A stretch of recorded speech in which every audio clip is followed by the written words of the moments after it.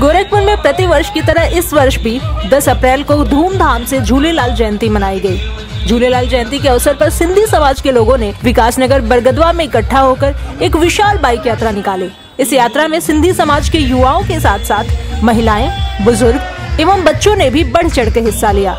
सभी लोग यात्रा में नाचते गाते नजर आ रहे थे। यात्रा विकासनगर बरगदवा से होकर गोरखनाथ मंदिर होते हुए कैलाश नगर जटाशंकर, बख्शीपुर, गोलघर, सुमेर सागर होते हुए जटाशंकर स्थित लक्ष्मी सत्संग भवन पर समाप्त हुई।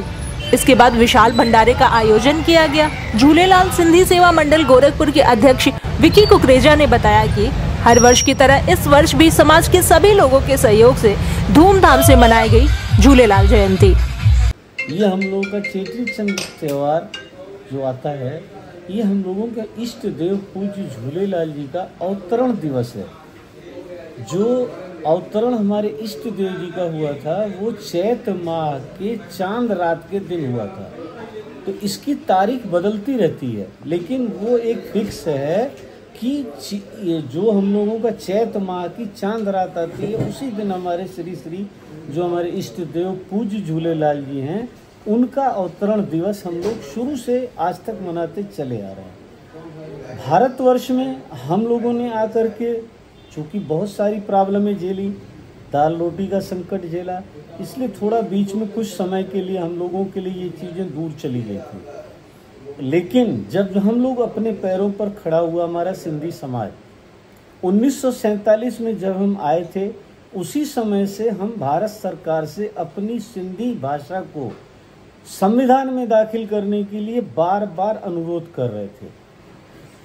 20 साल लग गए हम लोगों को और 10 अप्रैल 1967 में हम लोगों की सिंधी भाषा को संविधान में दाखिल किया गया।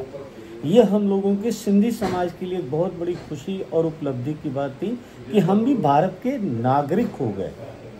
अब इसके बाद हमारा जो अवतरण दिवस आता है, इसको हम लोग पूरे विश्व में मनाते हैं। ऐसा नहीं है कि केवल भारत में होता है।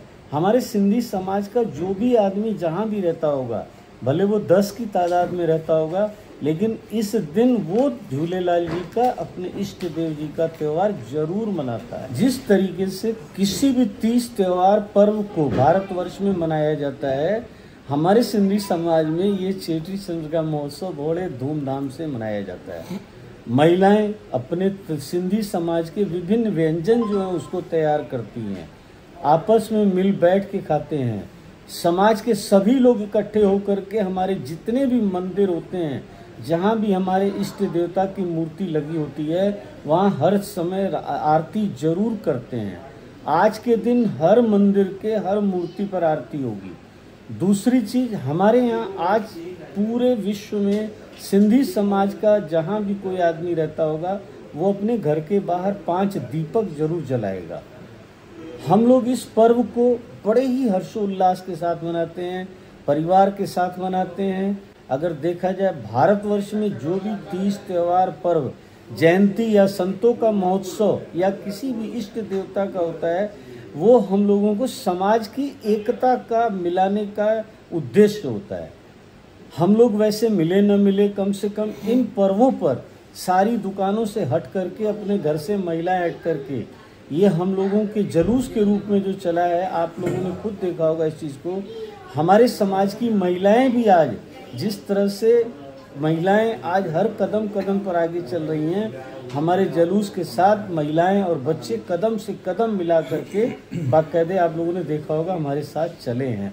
हम इस त्यौहार को आज रात की आरती के साथ ही समापन करते हैं। उसकी मैं अपने पूरे विश्व के सभी सिंधी भाइयों के साथ साथ सभी भारतवासियों को मैं इसके लिए बहुत बहुत बधाई देता हूँ।